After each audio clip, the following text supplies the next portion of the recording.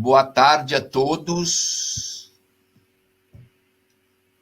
A gente está iniciando agora mais uma emissão do Movimento pela Alterciência, do fórum que nós estamos organizando aqui. Aqui está a Cristina Jansten comigo, no meu estúdio caseiro. Nós estamos trabalhando em equipe com a Adriana Bobilho, que está aqui na tela também, e com a Najwa Dagashi, que está na produção do estúdio. E a gente tem a honra de receber aqui conosco o Sassá Tupinambá, que é um indígena, que vai ser apresentado pela Adriana, e também o professor Oswaldo Pessoa Júnior, da Universidade de São Paulo, como eu, e que também vai ser apresentado no momento oportuno. Então, olha, eu acho que a gente já... Eu vou passar a palavra agora para a Adriana, para ela apresentar o Sassá Tupinambá e também falar um pouquinho. Obrigado, Adriana. Obrigada, agradeço, boa tarde a todos, agradeço a participação do Sassá e do professor Oswaldo. Eu vou apresentar agora a primeira palestra, que é a do Sassá Tupinambá. Ele vai falar a respeito de racionalidades indígenas, e em seguida, mais tarde, nós teremos também a Cristina Rosseno, né? É um pouco diferente o nome dela. O Sassá Tupinambá, tem o nome de Israel Raimundo dos Santos, né? A gente pode inverter aí essa sequência, né? A gente chama primeiro de Sassá Tupinambá e depois de Israel Raimundo dos Santos, descolonizar isso, né? E ele é filho da dona Valdete Maria dos Santos, do senhor José Raimundo dos Santos, do povo Tupinambá, nascido em São Miguel Paulista, na zona leste de São Paulo. É terapeuta naturopata, holístico, mestre em Reiki Usui, desculpa se eu estiver errando a pronúncia, e Amadeus, fisioterapeuta, terapeuta quântico e xamânico, iridologista, pajé e palestrante, e cofundador da Aondê Natural e Nearmepot. Depois você me corrige, por favor, Sassá. Que é um grupo de pesquisa. Ele estudou naturologia na UAM, incompleto ainda, e faz graduação em ciências políticas na Uninter. Bem-vindo, Sassá, nós gostaríamos de ouvi-lo, e tem uma apresentação que ele trouxe para a gente. Bem-vindo. Você quer, a gente Gratidão. pode... Desculpa. Se puder já colocar a apresentação, eu só vou usar um slide, o restante é a Cris. Para ser considerado uma racionalidade médica, é preciso que tenha, né, aí,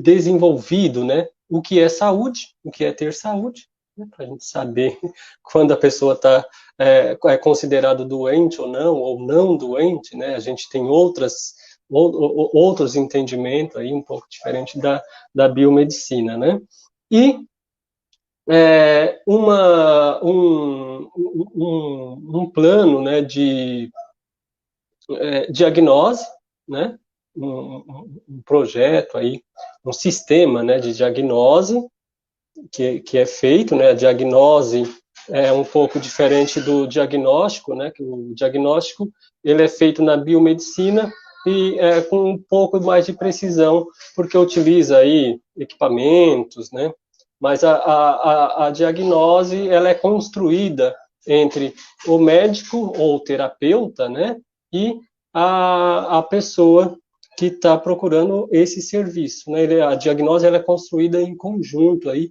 a partir das queixas, né, dos sintomas. Além disso, é necessário ter um outro sistema de conhecimento do corpo, né, do corpo humano, ou das possibilidades de corpos também. Né? A gente sabe aí que em algumas racionalidades, na nossa também, né, Tupi, e a maior parte dos povos indígenas, pelo menos todos que eu conheço, né, eu não posso dizer que são todos, mas os que eu conheço são todos, que a gente tem outros corpos além do nosso corpo físico, né? A gente vai ter outros corpos. Em outras racionalidades também, esses corpos aparecem de forma diferente, mas que aparecem, né? Então, a gente precisa, aí tem que ter, né, dentro desse sistema de racionalidade, conhecimento dos seus corpos. E, né, as coisas que eu vi, né, acontecer na casa da minha mãe, durante toda a minha existência, como eu disse, né, os médicos não acreditam nessas possibilidades. Aconteceu alguma coisa aí que curou, foi o tempo que curou. Por exemplo, uma pessoa, hoje eu sei que era a erisipela, né, que é uma bactéria que todo mundo tem no corpo, mas chega um momento aí, por um desequilíbrio, ela passa a atacar o nosso corpo. Teve um homem, né, era um empresário, ele teve um problema na perna, né, no tornozelo, de ataque dessa bactéria. E teve ferida. E estava para amputar. Ele já tinha passado em vários lugares. E aí alguém que conhecia ele, sabia da existência da minha mãe, aí levou ele para minha mãe ver o que era aquilo. Eu lembro, eu deveria ter mais ou menos uns 9, 10 anos de idade nessa época, e esse homem chegou com cheiro de podre. Estava com um cheiro de carne apodrecida ali. Quando ele tirou aquelas faixas que estava protegendo essa ferida profunda, sabe? Uma coisa muito feia. Depois que ele abriu, a minha mãe falou para mim: sai de perto, menino. E aí, a minha mãe benzeu, ali foi com benzimento, e ela orientou alguns banhos, né? Ela benzeu e já falou para ele: olha, aqui eu vou precisar benzer durante 9 dias. São 9 dias seguidos, né? Aí ele veio no primeiro dia, estava escorrendo, estava tendo um corrimento, um pulso, estava muito feio aquele ferimento. No terceiro dia, o ferimento já estava rosado, ou seja, a pele já estava curando. E até o terceiro dia, minha mãe ainda não tinha passado os banhos, foi só benzimento. Por quê? Porque a gente precisa, para a gente entrar com uma terapia, né, quando a gente, nessa racionalidade, o espírito da pessoa precisa estar bem. A gente precisa primeiro cuidar do espírito. Tá? Então, qualquer povo indígena, ele vai saber disso. Olha, tem algumas vezes eu posso chegar, a pessoa chega até mim e toma um chá, você vai estar bem. Mas tem algumas situações que não adianta oferecer só o chá, né? É preciso tratar do espírito, como eu tinha falado, outros corpos nossos, né? E aí, nos 3 primeiros dias, a minha mãe falou para ele, é só benzimento, porque a gente precisa restabelecer o seu espírito, porque essa ferida não está só aí, o desequilíbrio não aconteceu só aí na sua perna, né? As outras pernas de outros corpos possíveis está ferido também, né? E aí a gente vai estudando depois isso, a gente tem, né? Porque quando a gente vai falar do espírito e outros corpos aí, já não tem mais o formato do nosso corpo físico, ele vai perdendo isso. Então a gente vai ter ali, tem algumas ligações e os porquês, né, que isso acontece, né? Então a bactéria só aproveitou uma fraqueza dele, né? Ela não é culpada, a bactéria não é o grande mal, né, ali, como a minha mãe falava. E durante 3 dias ela só benzeu. No terceiro dia ele já chegou com a pele bem rosada. Aí ela falou: agora você vai passar alguns banhos, algumas ervas aí, e vai tomar algumas ervas, vai parar de comer algumas coisas, né? Carnes que tem que parar de comer, parar de fazer algumas coisas, tem os horários de dormir e tal, sereno, tudo mais. Tratar essa energia da inflamação, né? Ela falou do frio a Cris vai trazer um pouco mais disso, né? É, e, e você vai ficar bem. No nono dia, a toda a parte de músculo, porque pele já não existia mais ali, né? Mas toda a parte de musculatura que estava ali dentro daquele ferimento começou a cicatrizar e a ter uma formação de pele, né? No 9º dia, tá? E a minha mãe falou para o homem no 9º dia que não precisava mais ir lá benzer, já estava bem. Agora era só cuidar ali com as ervas que ela orientou, né, para ele ir lavando, fazendo as limpezas ali daquele lugar.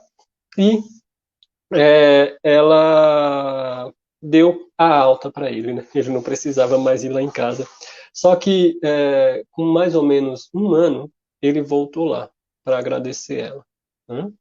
Ele voltou lá na casa da minha mãe e tinha uma cicatriz, né, bem feia na perna, no pé, né, no tornozelo. Pegava da panturrilha, era na lateral, né, interna, mas ia da altura da panturrilha até próximo ao calcanhar ali, né, essa ferida. E no meio era mais profundo.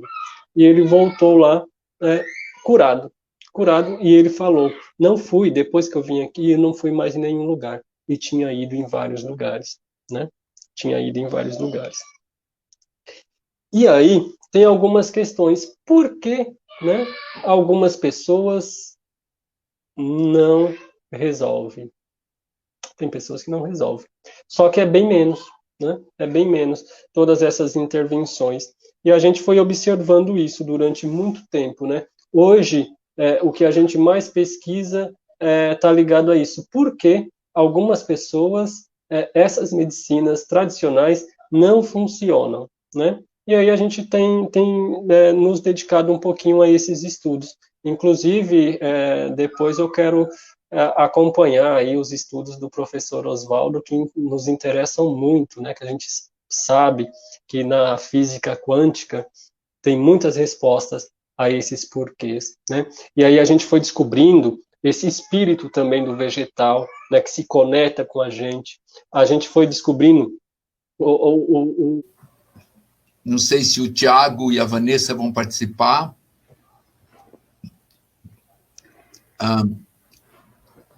Acho que eu queria avisar para o pessoal, para o Jefferson e Andara, e para o Bernardo, que as perguntas serão respondidas posteriormente pelo professor Oswaldo, né?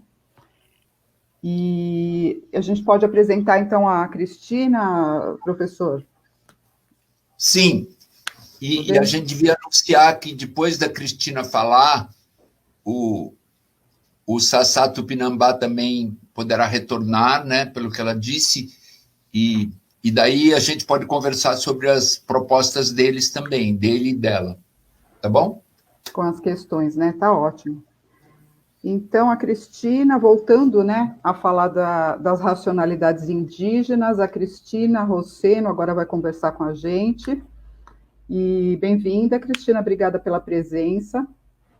A Cristina Rosseno é terapeuta holística, formada em ginecologia natural, em medicina feminina andina, reikiana, aromaterapeuta, formada em naturopatia, fitoterapia, terapia quântica, Ioni Egg Mother, ginecologia cristalina com Ioni Eggs, iniciadora do 13º rito Inca, Munai Ki, ministrante e organizadora de cursos, benzedeira, socióloga, professora na rede pública estadual, pós-graduanda em psicanálise no IBRA e cofundadora da AOND Natural e do NEARMEPOT, que é o grupo de estudos das racionalidades indígenas. Bem-vinda, Cristina. Obrigada, Adriana. Obrigada, Arthur e todos, né, que estão aqui e nos convidaram para apresentar um pouquinho sobre esse manifesto, né, que a gente escreveu no ano passado, foi muito importante. E aí eu vou falar um pouquinho, né, mais sobre a racionalidade, né, vou especificar sobre a racionalidade andina, né, da medicina, e a cosmovisão traz a ideia de que a pessoa, ela para ela ter saúde, ela precisa estar em equilíbrio dentro dela, com forças, né? Quentes e frias, né? Com a natureza. Eu achei aqui. Com a natureza, com o cosmos, com Pachamama, né? E uma boa relação com as pessoas também, né? Então, é algo integral, né? E você faz parte de um todo. Você está totalmente integrado, né? Com tudo, como parte da natureza. Então, isso é algo muito marcante dentro da racionalidade andina, que tem muito em comum com de outros povos, né?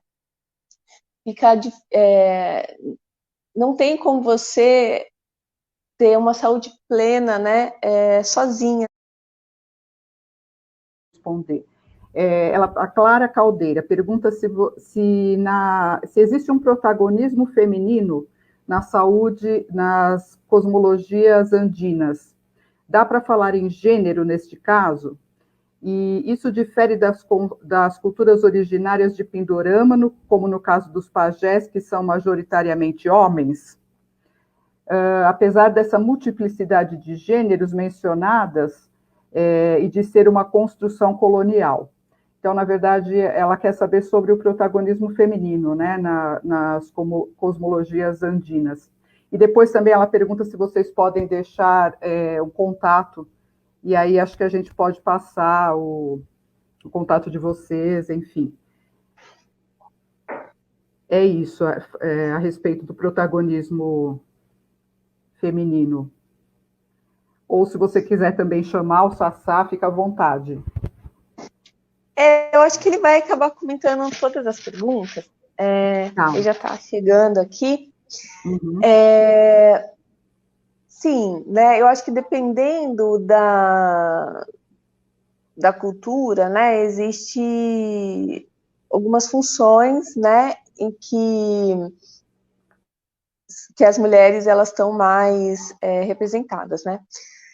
Na cultura andina, né, as abuelas, né, como eu falei, têm um status social muito importante, né? Mas também em Pindorama a gente tem também as benzedeiras e as parteiras, que são com certeza lideranças políticas, né? E de toda a comunidade. Então, eu acho que é muito parecido.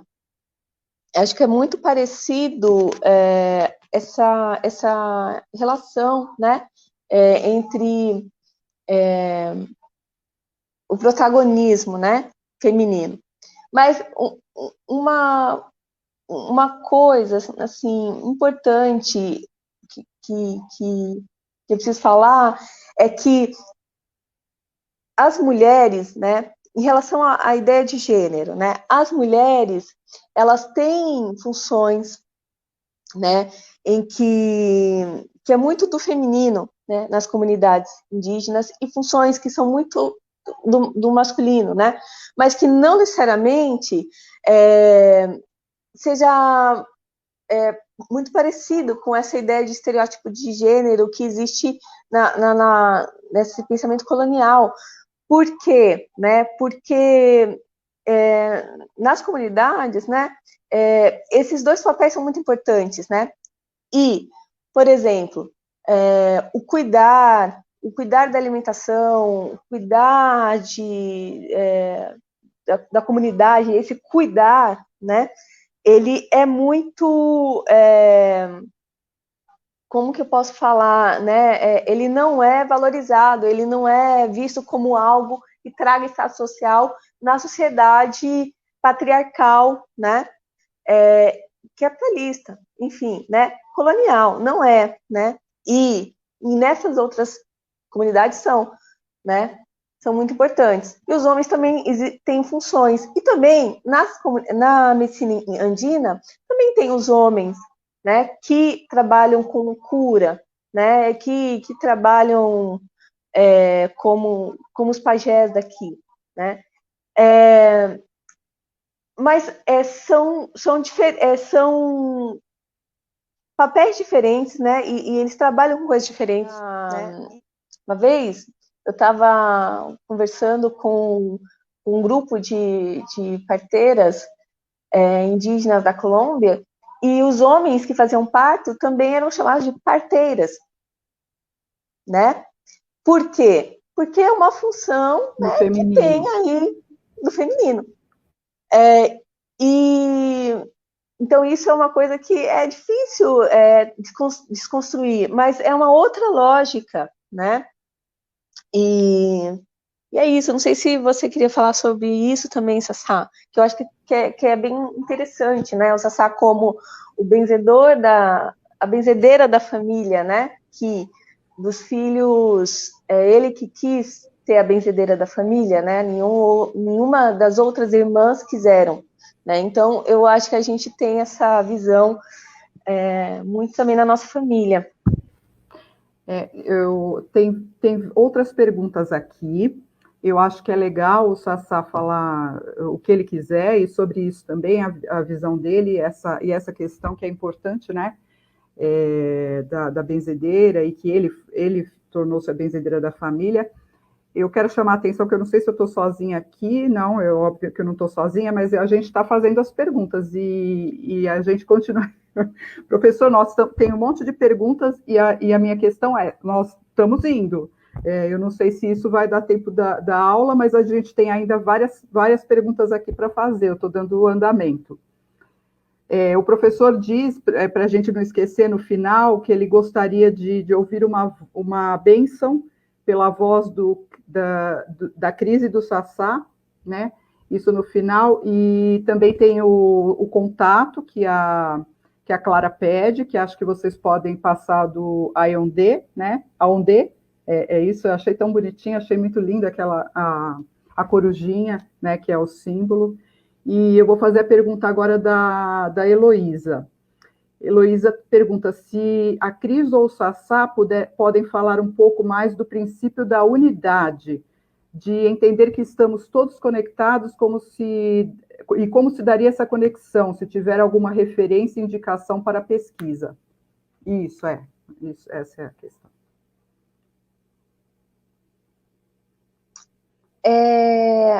Sobre esse conceito da unidade, né? Essa ideia de que nós estamos totalmente conectados com a natureza e que somos a natureza, né? E que também, né? Estamos todos conectados também na mesma humanidade, né? Heloísa, a gente tem algumas práticas, né? Os nossos estudos, eles acontecem, a gente tem um grupo aí de pesquisa, né? Mas os nossos estudos, ele acontece um pouco diferente do que acontece na academia, né?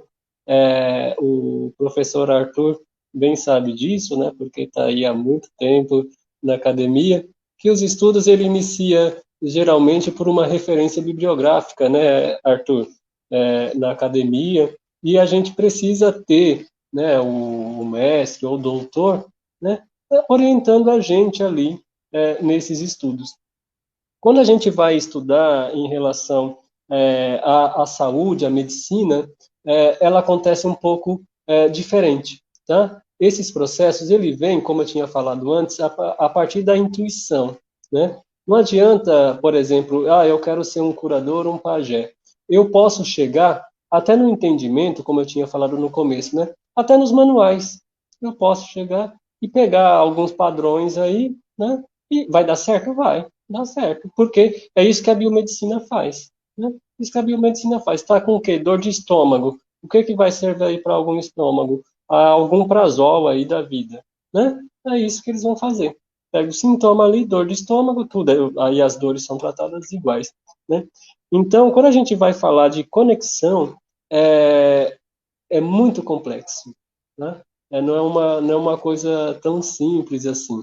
E eu acredito que o melhor que eu falar aqui em relação a essas conexões é te convidar para essa conexão, né? Convidar. Você já abraçou árvore? O que você acharia de encontrar alguém na praça abraçando uma árvore? O que você já escutou um pássaro cantar? Escutar e entender o que ele está falando para o outro pássaro? Ou às vezes não entender, mas buscar parar e pensar que ali existe uma comunicação entre dois seres e ele está avisando alguém, às vezes até de você se aproximar, né? Então a gente tem diversos momentos. Você já olhou e já viu o sol nascer? Quantas vezes durante a semana? Mas atendendo aí o Arthur, vamos ver se o microfone vai pegar. Eu vou deixar o microfone perto da mão. A gente vai... O professor tem que agradecer, professor, e falar especialmente um pelo seu pouquinho, né? pedido. Porque não, aqui dá certinho. Não, eu quero agradecer muito. Continua. O maracá, né?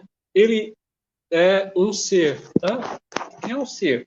Ele é vivo e é uma cabeça também, tá?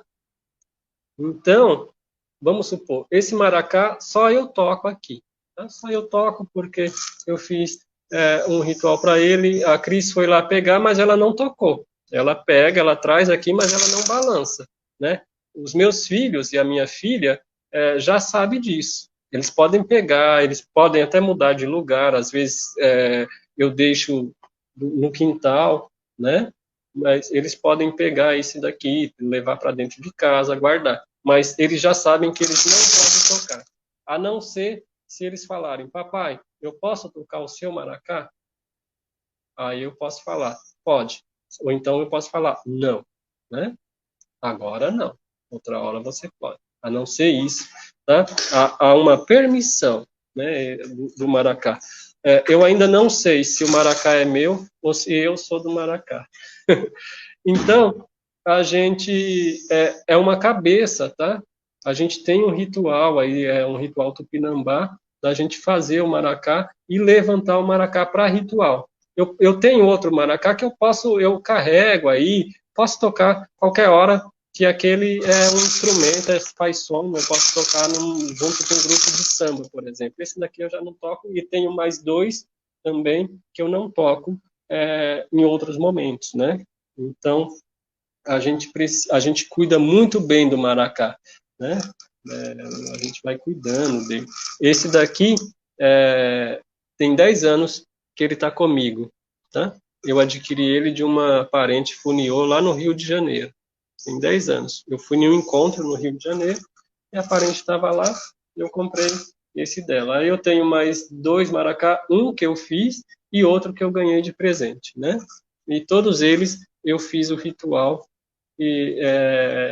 para utilizar aí em outros rituais, né? Geralmente, a gente tem os toques que vai acompanhar um canto, mas como eu não vou cantar, a gente vai seguir um toque que a gente usa também, né, para cura só com maracá, né? Porque não precisa, às vezes não precisa a gente falar. O maracá já faz isso, tá? Então eu vou fazer primeiro uma chamada, né, com o maracá e depois a gente vai entrar em uma toada com maracá, tá? Então,